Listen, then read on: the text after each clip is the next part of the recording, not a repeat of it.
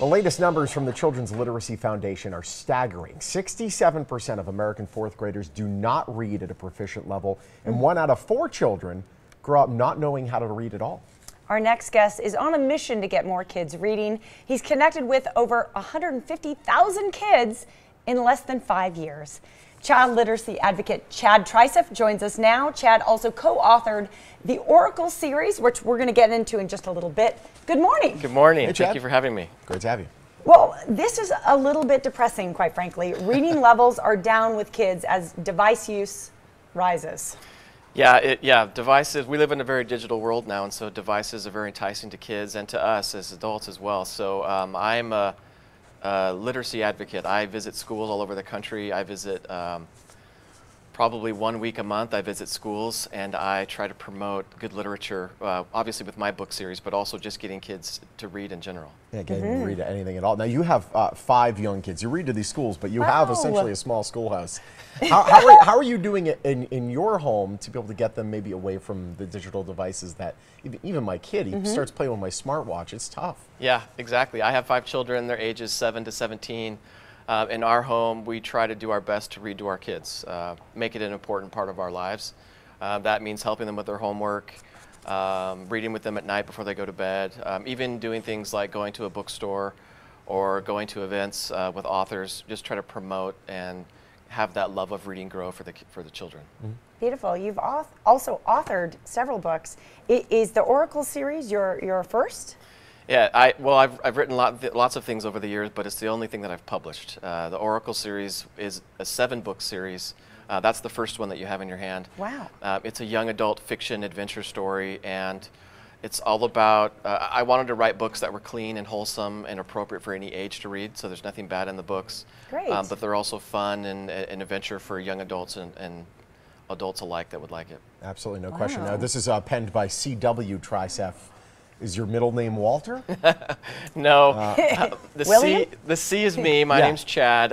The W is my brother. His name is Wayne. Oh, okay. And we wrote these together, so we're co-authors. How do you co-author a book? That's with gotta your be complicated. brother. That's so interesting. Yeah, well, it helps that we're very alike. I'm 11 years older than him, but we look alike, we sound alike, we think alike. Our writing styles are a little bit different, and I think that helps blend into a more compelling story. Interesting. It's a challenge at times, but we love doing it, and frankly, I couldn't really do it without him anymore. That's fantastic. I truly believe kids do enjoy reading, because I've experienced it. I've read with kids. You go around these assemblies and you're trying to motivate kids to read. How do you do that without sounding square?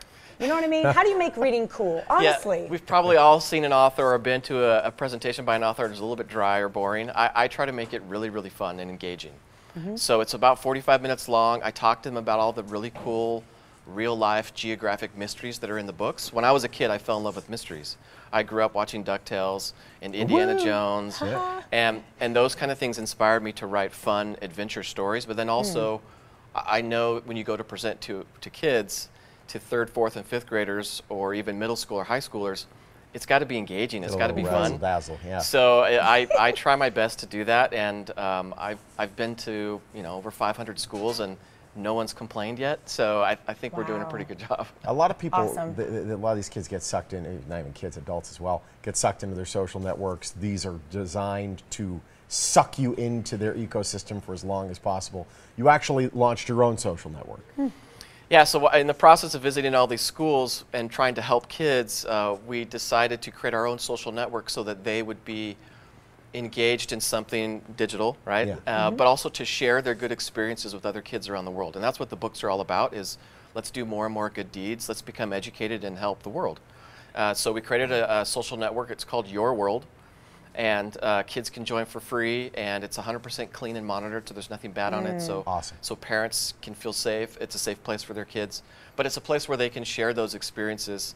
Hey, I did a good deed today. Let me share about it, and then some other kid will share it with them, and then we can all do more and more good deeds. We can make the world a better place by all being better. I love how positive you are. It makes so much sense not to try to fight the trend, but rather let's establish creative. Bridge it. Try to make it. Oh yeah, technology is here whether you like it or not. Exactly. So you better, Guess what? And that's actually it. We do a lot of that. Well, the way we write is all computerized. The way we present is all on screen. It's interactive, and so that it helps the kids, entice the kids to want to read by kind of faking it, right? Well, this is pulling them in, but then they become educated and want to read at the same time. Got about 30 seconds left. You also have a nonprofit. Yeah, so we created a nonprofit. It's called Coy Manor, and we did that because we visit these schools for free, and as we start to go across the country, it's getting really expensive. So we created a nonprofit to help fund, and so we're looking for donations and grants to help reach more kids and more schools. Awesome. How perfect that you would be here right now because it's Nevada Reading Week. That's exactly why I'm here. Very well timed. It's great having you. Thank you for so having much. me. I appreciate it. Congratulations on the Thank series. you. Get your kids engaged with a good book. You want to learn more about Chad and the Oracle series, you can visit the website you see right there on your screen. The Oracle series is also on social. And before we head to break, a Nevada Reading Week event to share with you. Local barbers are invited to participate in the 3rd annual Read with My Barber 2018. I love this. I love this, so it's very cute. Now through March 3rd, children who read with their barber will get a free haircut at select locations. Barbers will also wear t-shirts promoting the week, provide books in their shops, and serve as special readers at nearby elementary schools. For more information, call the number on your screen. Sean and I are coming right back.